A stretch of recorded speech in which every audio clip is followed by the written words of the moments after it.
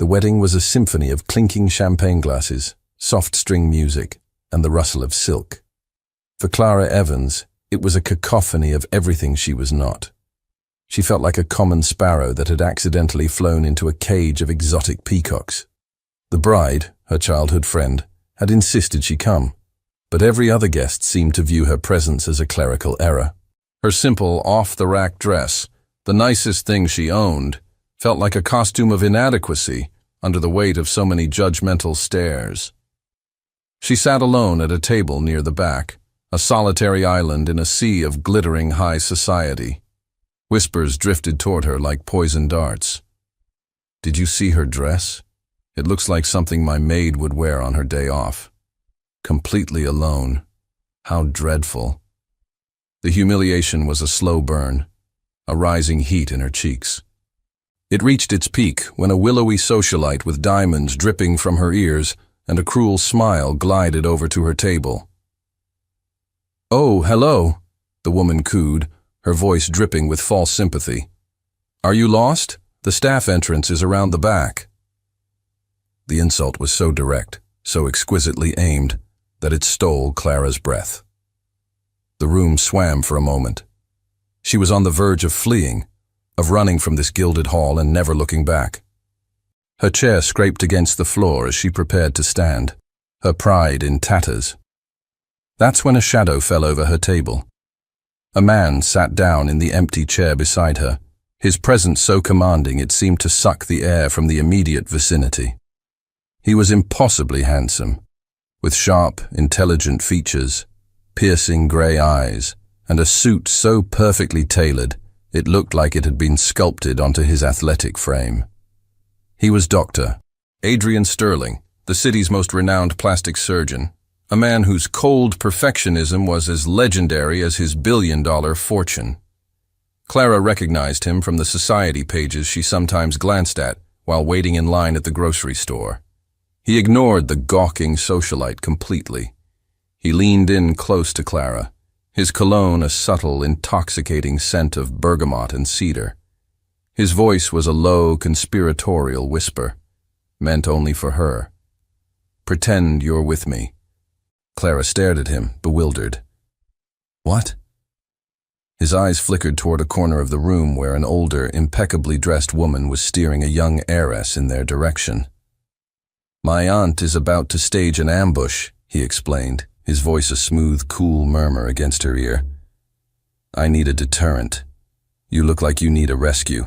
Help me, and I'll guide you through this shark tank for the rest of the night. Deal?" He was offering her a shield, a way out of her humiliation.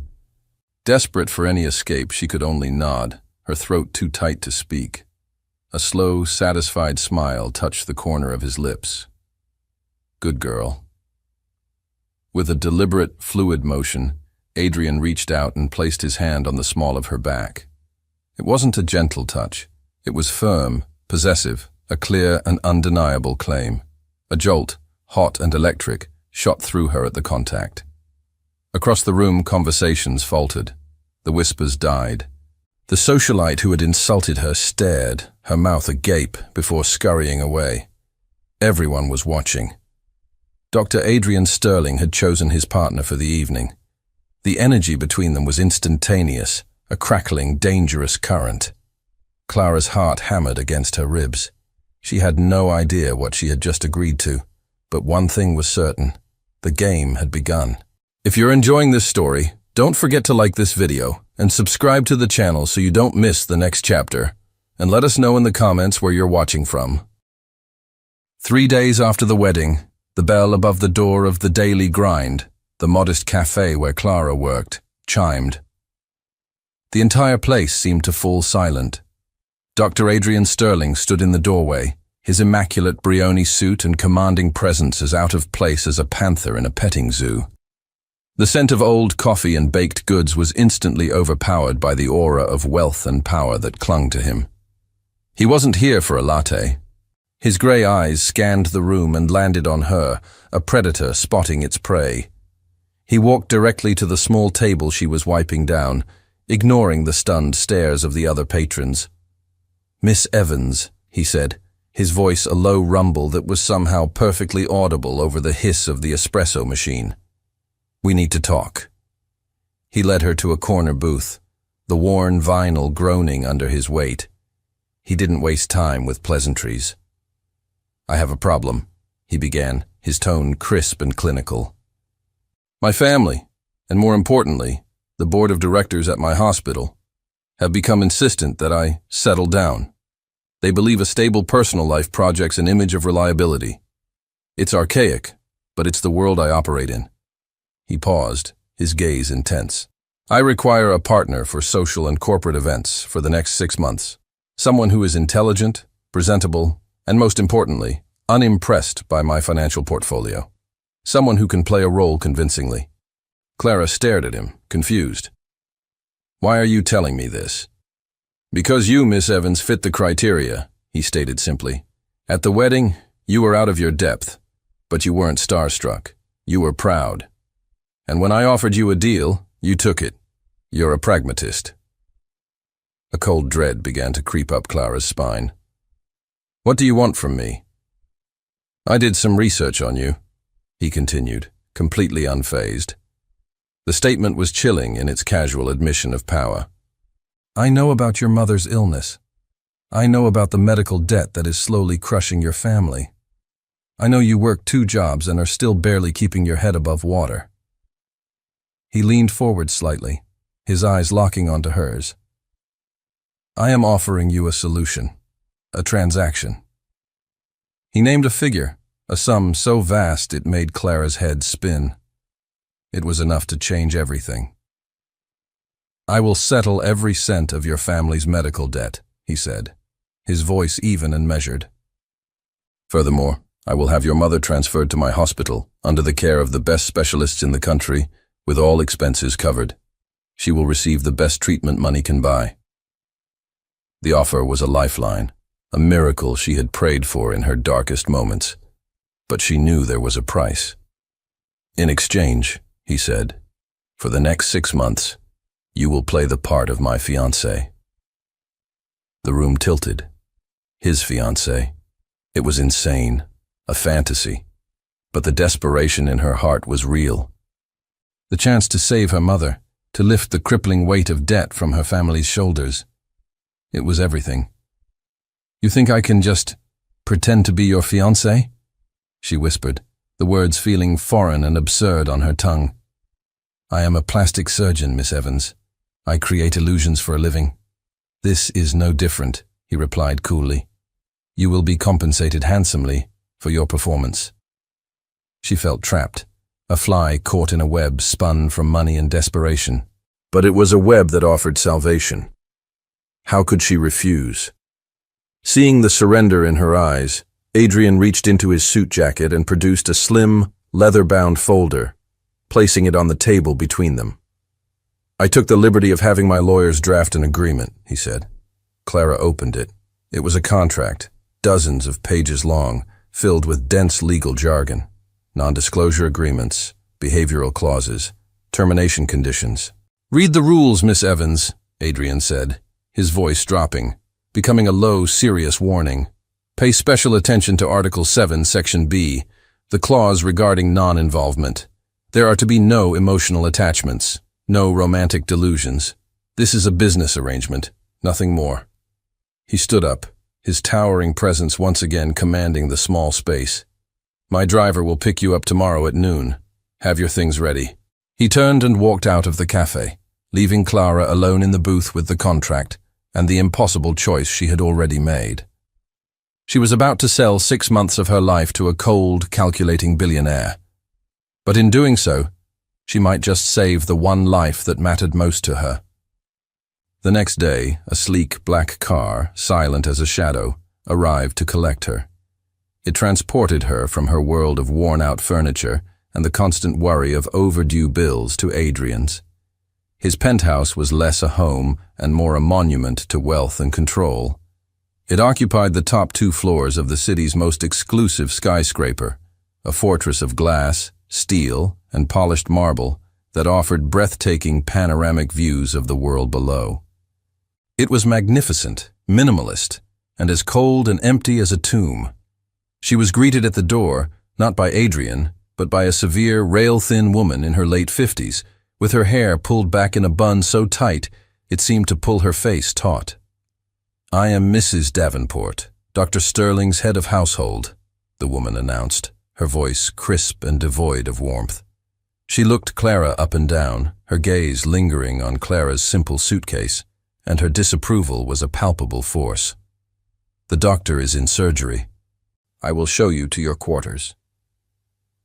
The tour was brief and clinical. Mrs. Davenport pointed out the kitchen, the living areas, and finally, Clara's room.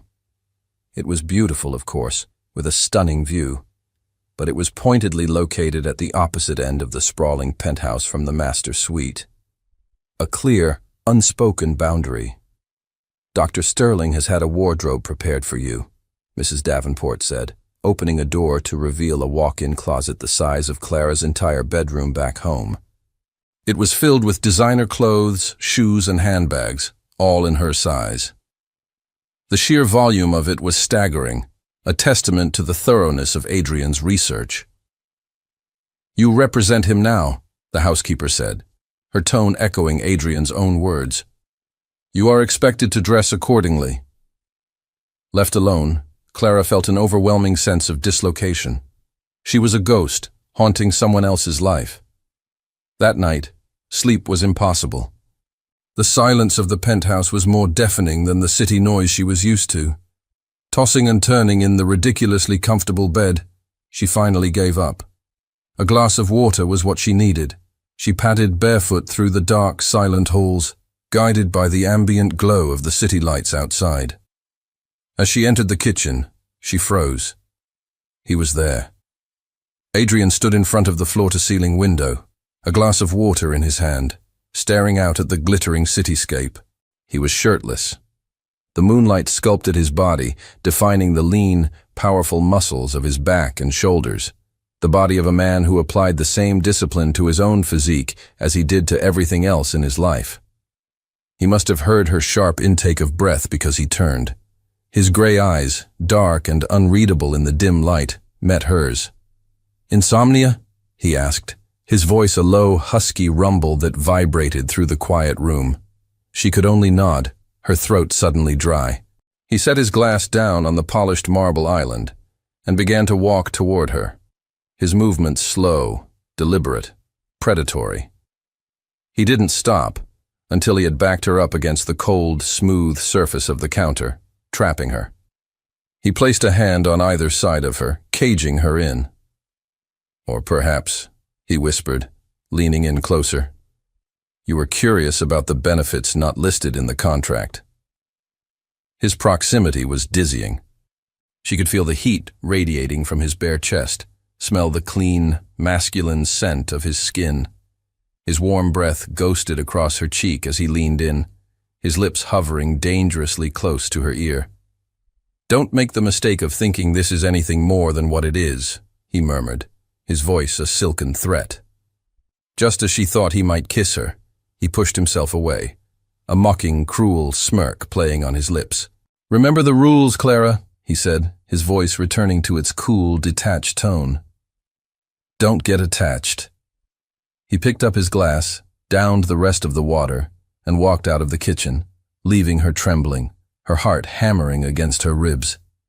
She was breathless, humiliated, and to her absolute horror, dangerously, undeniably aroused. In that moment, she realized the greatest danger of this contract wasn't the prying eyes of high society or the risk of being discovered. It was the cold, calculating, and devastatingly attractive man who had written the rules, and she was trapped in his fortress with him. Their first public test came a week later. It was the hospital's annual charity ball, the most important social event of the year for the city's medical and philanthropic elite. It was also, Adrian informed her with a casual coldness, the place where his ex-fiancée, Victoria Lancaster, would undoubtedly be in attendance. "Your job tonight is simple," he instructed her as they stood in his cavernous living room, preparing to leave. He adjusted his cufflinks, his eyes meeting hers in the reflection of a large mirror. You will convince everyone in that room, especially her, that you are the only woman I see." He then led her to the closet he had prepared for her. He bypassed the elegant blacks and sophisticated navies, his hand going directly to a specific gown. It was a show-stopping dress of scarlet silk that clung to every curve before flaring out at the floor. It was bold, provocative, and utterly breathtaking. "This one," he said, his voice leaving no room for argument. When she emerged from the dressing room wearing it, the air in the room changed. Adrian, who had been looking at his watch, went completely still. His eyes, cool and gray, slowly traveled from her face, down the column of her throat, over the lines of the dress, and back up again. The clinical detachment was gone, replaced by something darker, more primal, a flicker of raw, possessive desire. He walked toward her, his movements fluid and silent. He stopped directly in front of her, so close she could feel the heat of his body. He reached out, his fingers brushing her bare shoulder as he adjusted a strap that didn't need adjusting. His touch was like a brand, a spark that sent a shiver down her spine. "Perfect," he whispered, his voice a low, husky growl. "I want everyone to see what's mine tonight." The words were a calculated part of their act, yet they landed with the weight of a possessive truth, blurring the line between performance and reality before the night had even begun. At the ball, Clara felt like she was on a movie set. With Adrian at her side, his hand firmly on her back, the disdainful whispers were replaced by looks of envy and curiosity. He guided her through the crowd, a king showing off his new queen. The inevitable confrontation happened near the champagne fountain. Adrian was pulled into a conversation with the hospital chairman, leaving Clara alone for a moment. A woman with honey blonde hair and a smile as sharp as broken glass glided up to her. Victoria Lancaster. "Enjoying the view from the top?" Victoria asked, her voice sweet as saccharine. "It's a long way to fall. You should enjoy it while it lasts." Clara stiffened. "I'm sorry, have we met?" "Oh, we don't need to have met," Victoria said with a venomous little laugh. "I know his type. He loves a project, a shiny new toy. But Adrian gets bored very, very quickly. I should know." Before Clara could formulate a response, an arm wrapped around her waist, pulling her back against a hard, familiar chest. "Victoria," Adrian's voice was a blade of ice. "I don't believe you've been properly introduced to my fiancé." He didn't wait for Victoria's reply. He turned his head and pressed a kiss to Clara's temple, a deliberate, lingering gesture of ownership. It was a public marking of his territory, a move meant as much for Victoria's benefit as it was for Clara's. He looked down at Clara, his eyes burning with a protective fire that stunned her into silence. The look was not part of the act. It was real. "Darling," he murmured, his lips close to her ear. "Shall we dance?" He led her to the dance floor, leaving Victoria standing alone, her perfect smile frozen on her face. As he pulled Clara into his arms, she was acutely aware of the strength in his hands, the intensity of his gaze, and the shocking, undeniable truth that his feigned protection had felt more real than anything she had experienced all night. The following week, Adrian took her to a high-stakes art auction. It was another battlefield in his world, where power was displayed not through words, but through the casual raising of a numbered paddle. Clara, a former art history student, felt a pang of longing as she looked at the magnificent works on display. It was a life she had dreamed of, now being shown to her as part of a fantasy she was being paid to perform. She found herself captivated by a particular painting, a moody, atmospheric landscape by an emerging artist. She mentioned her admiration for it in a quiet whisper to Adrian. He simply nodded, his expression unreadable. When the painting came up for auction, the bidding was spirited. It quickly escalated between two parties. One was Adrian. The other was a man a few rows ahead of them, a notoriously ruthless real estate developer named Marcus Thorne. He was older, with a lecherous glint in his eye, and a reputation for crushing his competitors. The price climbed higher and higher. Just as Adrian was about to place a final winning bid, he paused. He glanced at Clara, then back at Thorne, and with a subtle, almost imperceptible shake of his head, he withdrew. The gavel came down. The painting was sold to Marcus Thorne. Clara was confused and a little disappointed. Later, during a lull in the auction, Thorne approached them, a smug smile on his face. "Dr. Sterling," he said, nodding at Adrian before his eyes landed on Clara, lingering for a moment too long. "A pleasure to see you." He then turned his full, unwelcome attention to Clara. "I couldn't help but notice your admiration for my new acquisition, a woman with exquisite taste."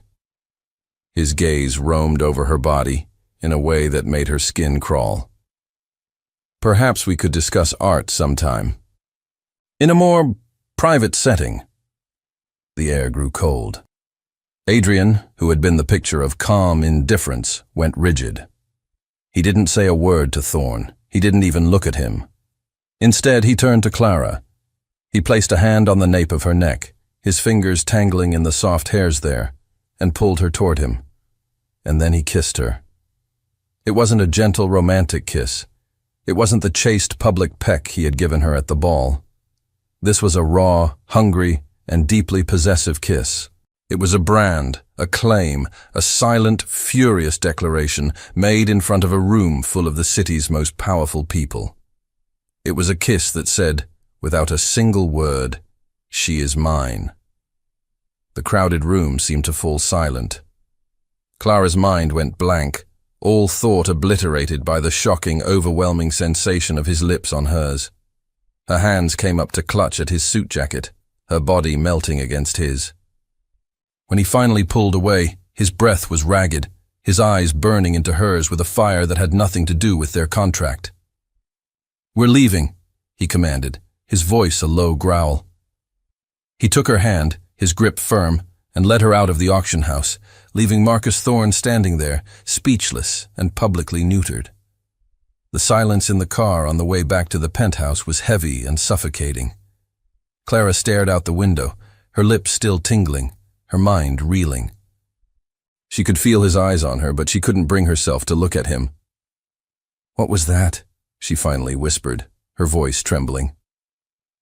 The car glided to a stop in the underground garage. He turned off the engine, plunging them into a sudden, profound silence. "No one," he said, his voice a low, dangerous blade in the dark, "disrespects what is mine." The words should have terrified her.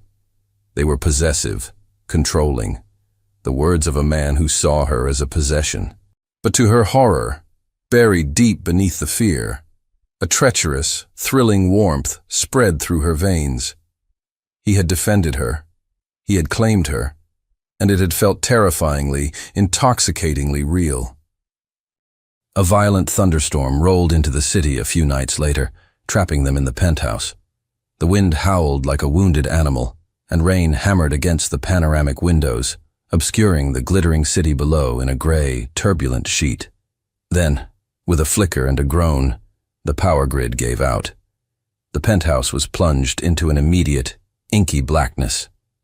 "Stay put," Adrian's voice commanded from across the living room, calm and steady in the sudden dark. A moment later, his phone's flashlight cut a sharp beam through the black. He moved with an unhurried grace, lighting thick, scented candles he retrieved from a cabinet, placing them around the room. The space was soon filled with a warm, flickering glow, the shadows dancing on the walls like ancient ghosts. The storm had severed their connection to the outside world, isolating them completely. The cold, cavernous penthouse suddenly felt small, intimate. The carefully constructed boundaries of their arrangement seemed to dissolve in the candlelight. "I suppose a drink is in order," Adrian said, his voice softer than usual.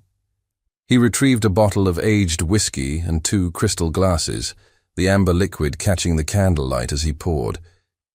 He handed a glass to her, their fingers brushing for a fraction of a second too long.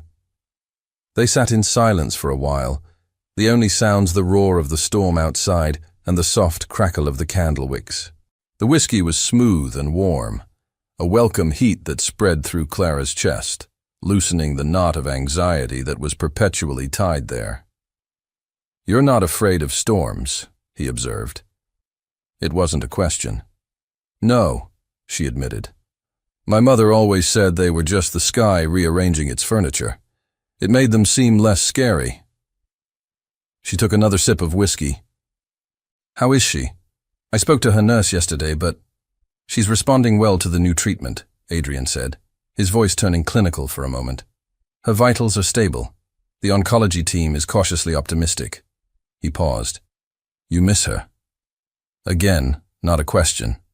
"Every day," Clara whispered. The conversation drifted, becoming dangerously personal in the enforced intimacy of the blackout. She asked him about his work, the pressure, the godlike responsibility of holding a life in his hands. He, in turn, asked about her art, the passion she had been forced to set aside. Then, emboldened by the whiskey and the strange confessional atmosphere, she asked the question she'd been wanting to ask since the night of the ball. "What happened? With Victoria?" Adrian went still. He stared into the dancing flame of the candle, his jaw tight. For a long moment she thought he wouldn't answer. "She cheated on me," he said finally, the words stark and stripped of emotion. "With my best friend, the man who was supposed to be my best man at our wedding." He took a long swallow of his whiskey. "It wasn't the infidelity that broke me," he continued, his voice raw with a pain he rarely allowed to surface. "It was the deception, the months of lies, the realization that the two people I trusted most in the world saw me as a fool. An obstacle, a bank account." He finally looked at her, and in the flickering candlelight, his mask of cold control was gone. She saw only a man who had been profoundly wounded, a man who had encased his heart in ice to prevent it from ever being shattered again. "I swore then," he admitted, his voice barely a whisper, "that I would never let anyone get close enough to hurt me again." In that moment, he wasn't Dr. Adrian Sterling, the billionaire surgeon. He was just a man, vulnerable and in pain. Instinctively, without thinking, Clara reached out and placed her hand over his where it rested on the table. The contact was like a lightning strike. His head snapped up, his eyes locking onto hers. He stared down at her small hand covering his, a look of shock on his face. The air grew thick, charged with a sudden, overwhelming electricity. He turned his hand over, his fingers lacing with hers. Slowly, deliberately, he leaned in. There were no games this time, no mockery in his eyes. Only a raw, unguarded need that mirrored her own. The kiss was inevitable, a foregone conclusion written in the tension that had been building between them for weeks. His lips were inches from hers, his breath warm on her skin. A deafening crack of thunder exploded directly overhead, so loud and violent it shook the very foundations of the building. They both jumped, startled, the spell shattering into a million pieces. The moment was broken. Adrian pulled his hand back as if he'd been burned, the mask of cool indifference sliding back into place. He stood up abruptly, turning away from her. "It's late," he said, his voice strained. "You should get some rest." He walked out of the room, leaving her alone in the candlelight, her heart hammering against her ribs. The promise of the kiss, unspoken and unfulfilled, hung in the air between them, more powerful and more dangerous than if it had ever happened. The unspoken kiss from the night of the storm became a ghost that haunted the penthouse. A fragile, awkward truce settled between them. Adrian was more withdrawn than ever, throwing himself into his work with a renewed ferocity, as if trying to outrun the vulnerability he had shown. Clara, in turn, tried to make herself as invisible as possible, her heart aching with the memory of what had almost been. The fragile peace was shattered by a phone call a week later. It was the hospital. Clara's mother had developed a severe post-treatment infection and had been rushed into intensive care. She needed an immediate, high-risk surgical procedure to have any chance of survival. Clara's world imploded. She was a mess of panic and tears when Adrian found her, having been alerted by his staff. He took one look at her terrified face, listened to the frantic explanation, and his entire demeanor shifted. The cold, distant billionaire vanished, replaced by the decisive, commanding surgeon. "She's in the best hands, but I'm going in," he said, his voice leaving no room for argument. "I'll do the surgery myself. Now go to the hospital. I'll meet you there." He was already shrugging off his suit jacket, his mind focused, his purpose absolute. Hours later, Clara was pacing the sterile white floor of the surgical waiting area, a hollowed-out shell of anxiety. She was a wreck, unable to think, unable to breathe. She needed to call her family, but her mother's important legal and insurance documents were back at the penthouse. She remembered her mother mentioning a durable power of attorney, something the hospital administration might need. She called Adrian's personal line, a number he had given her for emergencies, expecting to get his voicemail. He answered on the first ring, his voice calm and steady from the other side of the operating room doors. "Clara, what is it?" "I'm so sorry to bother you," she sobbed, "but I need documents. For my mom. They're at the penthouse. I don't know what to do." "My office," he said without hesitation. "In the wall behind the abstract painting, there's a safe. The code is 1805, the year of the Battle of Trafalgar." A strangely personal detail. "The documents you need for the hospital are in a blue folder. Just take that folder. Do not touch anything else." The line went dead. Armed with the code and a desperate sense of purpose, she took a taxi back to the silent penthouse. Her hands trembled as she swung the painting aside and entered the code.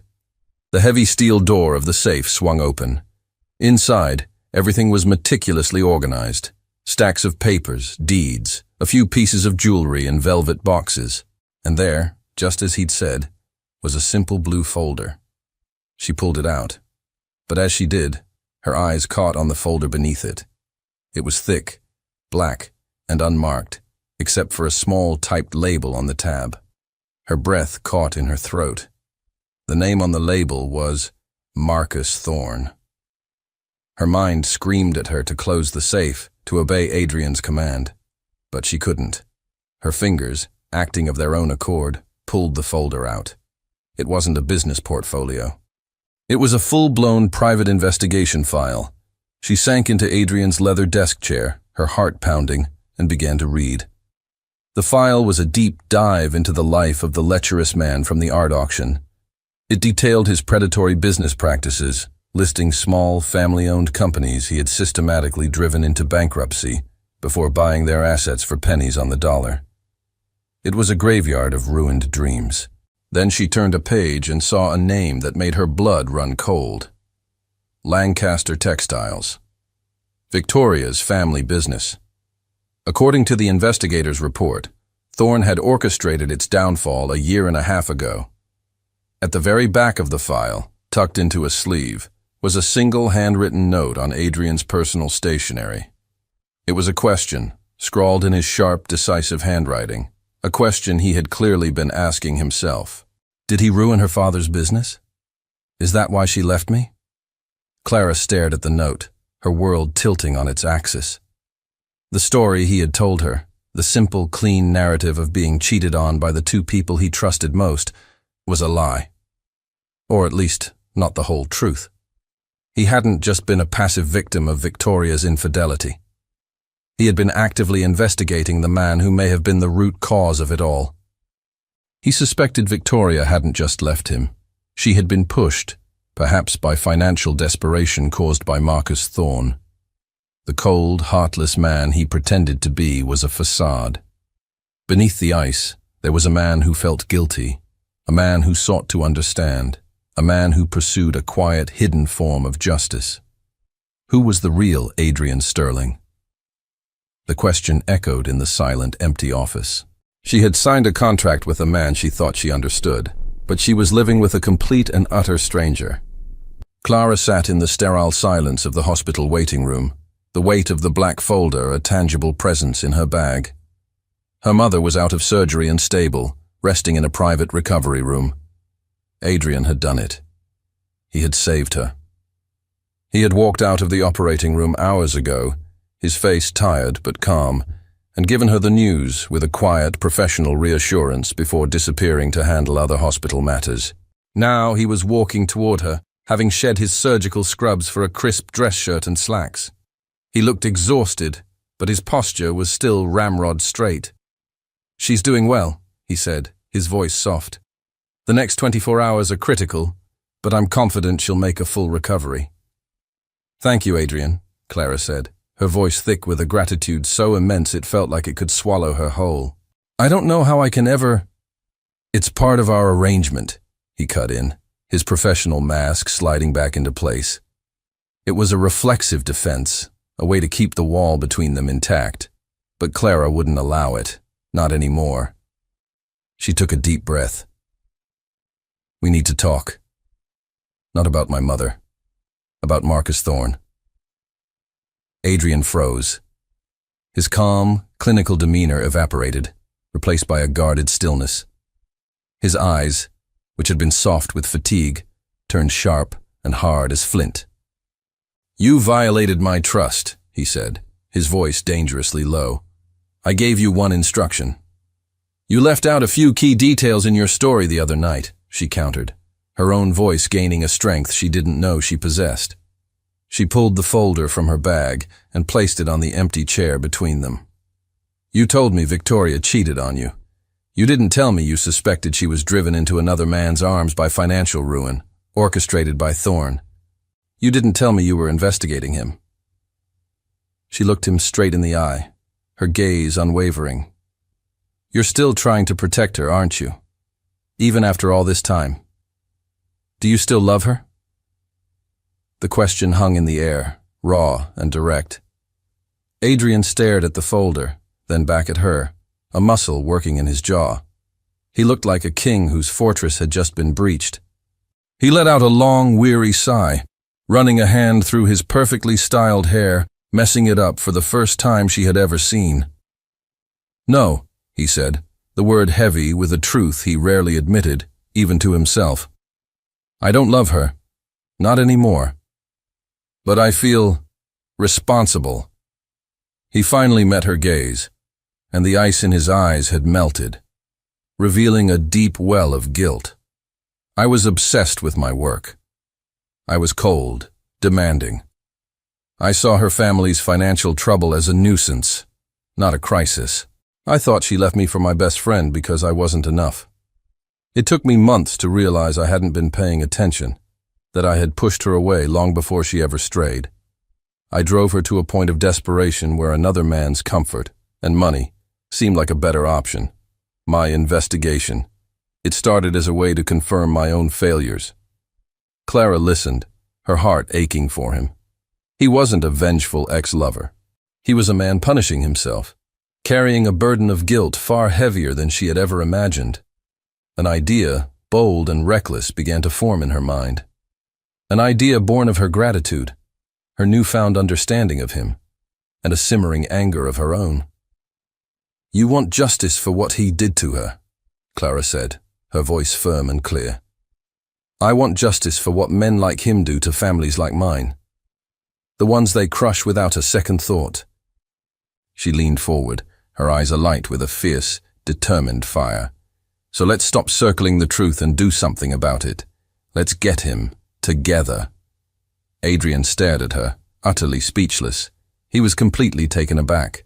This quiet, unassuming woman he had hired to be a pretty, silent accessory was now proposing to be his partner in a dangerous battle against a powerful enemy. She wasn't asking for his protection, she was offering her alliance. For the first time, he saw her not as a contract, not as a charity case, not as a complicated woman who made him feel things he didn't want to feel. He saw her as an equal, a warrior. A slow, dangerous smile spread across his face, the first genuine smile she had ever seen from him. It transformed his entire demeanor. "All right, Evans," he said, the name now sounding less like a formal address and more like the name of a respected partner. Let's go to work. The penthouse transformed from a cold residence into a strategic war room. For the first time, Clara and Adrian were not circling each other as employer and employee, but collaborating as partners. The shift was seismic. They spent hours huddled over the investigation file, piecing together Thorne's patterns, his weaknesses, his ego. The plan they devised was audacious, relying on Thorne's two greatest weaknesses, his greed and his lechery. The trap would be set at a private, high-stakes investment summit Thorne was hosting for a select group of potential clients. Clara, armed with the intricate financial knowledge from Adrian's file and a new, flawlessly fabricated identity, would play the part of Clara Beaumont, the sole heiress to a recently acquired European tech fortune. Her goal? To dangle the prospect of a massive 9-figure investment so enticing that Thorne would drop his guard. He'll be expecting a seasoned investor, not someone like you, Adrian explained, pacing his office. You're his blind spot. Young, beautiful, and supposedly incredibly rich. You are everything his ego wants to conquer. The night of the summit, the tension was a live wire. Clara looked the part, dressed in a sophisticated emerald green gown that screamed old money. But beneath the designer fabric, her heart was hammering. Adrian wouldn't be by her side. He would be watching from a remote surveillance van parked down the street, communicating with her through a nearly invisible earpiece.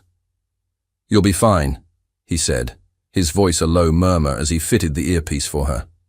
His fingers brushed against her skin, a brief, warm touch that sent a shiver through her. "You're a natural. Just remember the mission." The mission. It felt a world away as she stepped into the lavish hotel ballroom, alone. But as she saw Marcus Thorne holding court, a smug predator in his element, her resolve hardened. She took a deep breath and transformed into Clara Beaumont. She played her role perfectly. She was aloof, intelligent, slightly bored by the display of wealth around her. She let Thorne come to her. When he did, she engaged him in a sharp, knowledgeable conversation about market trends and investment yields, dropping just enough information from Adrian's file to establish her credibility. Thorne was hooked. "You have a brilliant mind, Ms. Beaumont," he purred, his eyes lingering on her. "I'm more interested in brilliant returns, Mr. Thorne," she replied coolly. Through the earpiece, Adrian's voice was a steady, reassuring presence. "Good. He's taking the bait. Keep him focused on the numbers." The game was working.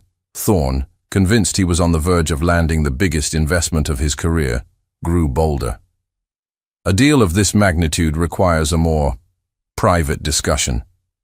"My private suite is just upstairs. We can go over the final details there." A cold knot of fear tightened in Clara's stomach. This was the most dangerous part of the plan. "Clara, it's your call." Adrian's voice came through the earpiece, tight with concern. "You don't have to go." "I'm fine," she whispered under her breath, before giving Thorne a dazzling smile. "Lead the way, Mr. Thorne." The suite was opulent and suffocating. As Thorne poured them both a drink, his demeanor shifted. The professional charm fell away, revealing the lecher beneath. "You know," he said, moving closer to her on the sofa, "you remind me of someone, a little waitress, fiery, proud. I wonder whatever happened to her." Clara's blood ran cold. He was playing with her. Did he know? He reached out, his hand closing around her wrist. "You have the same eyes," he said, his voice a low growl, his grip tightening. "Tell me, Miss Beaumont, what's a lovely girl like you really doing here?" He knew. The ruse was up. "Clara, get out of there now!" Adrian's voice was a roar in her ear, filled with raw panic. "Say the safe word, get out!" But before she could speak, Thorne's other hand clamped down on her arm. "I don't think you're going anywhere." The heavy suite door clicked shut, the sound of the lock engaging echoing like a death knell. She was trapped, alone, and the voice in her ear had gone silent. The moment the door clicked shut, the calm, strategic Dr. Sterling in the surveillance van vanished, and a primal, furious man took his place. He ripped the headset off, his face a mask of cold rage. He was out of the van and sprinting toward the hotel entrance before his security team could even react. He didn't wait for an elevator, taking the stairs to the penthouse suite two at a time, his mind a roaring tempest of fear and fury. Inside the suite, Thorne's smug smile widened. "Now where were we?" he said, his grip on Clara's arm like a vice. Clara's fear was a cold, hard knot in her stomach, but it was quickly being consumed by a white-hot anger. She was no longer the timid girl from the wedding. She met his gaze, her chin held high. "Let go of me," she said, her voice dangerously steady. "I don't think so," Thorne sneered. "You and your doctor friend have caused me a great deal of trouble." Suddenly, the suite door burst open, splintering off its hinges, as if it had been hit by a battering ram. Adrian stood there, his chest heaving, his eyes burning with a terrifying, murderous light. He was no longer the calm surgeon. He was a predator whose mate was being threatened, and his entire being radiated lethal intent. He didn't rush or shout. He walked into the room, his movements eerily calm, which was far more frightening than any outburst would have been. "Thorne," Adrian said, his voice a low, deadly growl. "You have 5 seconds to take your hands off her." Thorne, seeing the look in Adrian's eyes, instinctively released Clara. She scrambled away, putting distance between herself and the two men. "This is a private conversation, Sterling," Thorne blustered, trying to regain some semblance of control. "It's over," Adrian said, stopping a few feet from him. "My lawyers have been listening to and recording every word you've said for the past hour. They've already filed a preliminary injunction with the SEC based on your admission of market manipulation. By morning, your assets will be frozen. You, Marcus, are ruined." Thorne's face went from red to a pasty, sickly white. He was finished. Adrian walked over to Clara, his eyes scanning her for any sign of injury. His hand came up to her arm, his grip firm but infinitely gentle, a stark contrast to Thorne's bruising hold. "Let's go," he said softly. He led her out of the suite, past the hotel security who were now rushing to the scene, and didn't stop until they were in the silent, sterile environment of the underground parking garage. The adrenaline from the confrontation drained away, leaving behind a raw, trembling emotional aftermath. They stood by his car, the air thick with unspoken words. "Are you all right?" he asked, his voice hoarse. "I'm fine," she whispered, though she was shaking. He reached out, his hand cupping her cheek, his thumb stroking away a tear she didn't even know had fallen. His composure finally broke. The fear he had suppressed now flooded his features, making him look vulnerable and achingly human. "I thought I was going to lose you," he confessed, his voice cracking with an emotion she had never heard from him before. "When the audio cut out, when you were in there with him, in that moment, nothing else mattered. Not the money, not the revenge, not the contract. Nothing. Only you." The confession hung in the air, raw and undeniable.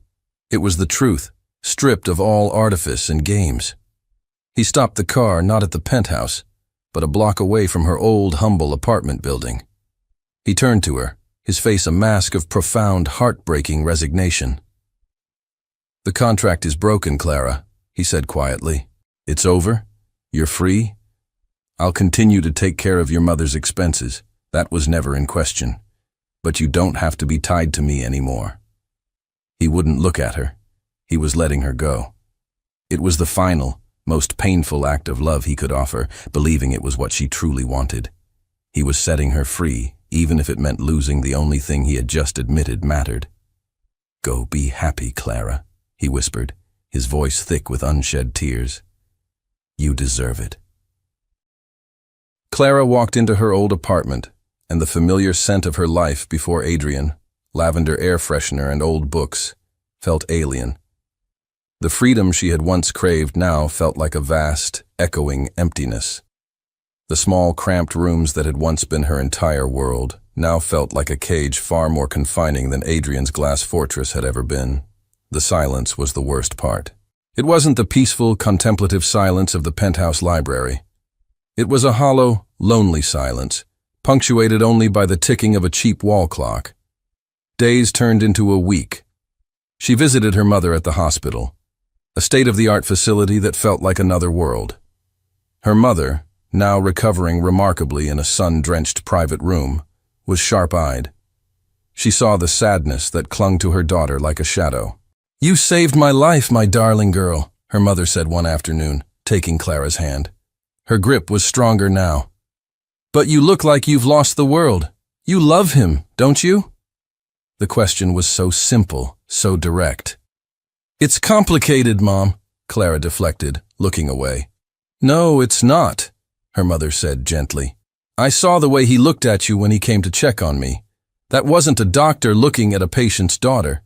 That was a man looking at his entire world. So why are you here looking miserable instead of with him?" The words resonated deep in Clara's soul. She had spent the last week telling herself she was lucky to be free, that she had escaped without getting her heart completely broken. But it was a lie. Her heart was already broken, not by Adrian, but by his absence. She thought about the man she had come to know, not the cold billionaire, but the man who carried the weight of his own guilt, who fought for a quiet justice, who had looked at her with raw terror in his eyes when he thought she was in danger. The man who had kissed her with a desperate, claiming passion. The man who had let her go, believing it was for her own good. She realized she wasn't the same frightened, insecure woman who had been humiliated at a wedding months ago. She had walked into a den of lions and emerged unscathed.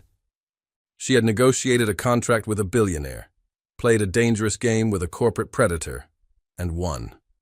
She was no longer a victim of circumstance. She was a woman who could make her own choices, and she was choosing him. Without a second thought, she kissed her mother goodbye, left the hospital, and took a taxi straight to Sterling Tower. She used the private key card Adrian had given her, the one she was supposed to have returned, and took the elevator straight to the penthouse. She found him in his office. He was standing in front of the massive window staring out at the city, a glass of whiskey in his hand. He looked lost, a king in a castle that had become a prison. He didn't hear her enter. "I don't want to be free," she said softly from the doorway. Adrian spun around, his eyes wide with shock and a dawning, incredulous hope. He looked as if he were seeing a ghost. "Clara, not if it means being without you," she continued, walking slowly toward him, her heart pounding with a new, fearless certainty. "But the contract," he stammered, his composure gone. "Tear up the contract," she said, stopping just before him.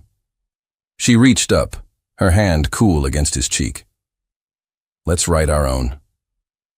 And then she kissed him. It was not a kiss of gratitude or of calculated performance. It was a kiss of choice, of demand, of absolute certainty. It was the kiss she had been waiting for, the one that had been promised in the dark of the storm. For a moment he was too stunned to react. Then, with a low groan that came from the depths of his soul, he surrendered. His arms wrapped around her, lifting her off her feet and pulling her tight against him, as if he could absorb her into himself. The kiss deepened, becoming a fiery, passionate testament to all the unspoken feelings, all the pent-up longing, all the rules that were finally irrevocably broken. He was no longer her employer, and she was no longer his pawn. In that moment, they were simply a man and a woman, finally claiming the love they had fought so hard to deny. 6 months later, Clara stood in a sun-dappled garden, the scent of roses and fresh-cut grass in the air. A soft breeze rustled the leaves of the ancient oak tree under which she stood. This time, she was not an outsider. She was the main event. It was another wedding, but it was nothing like the ostentatious affair that had started it all.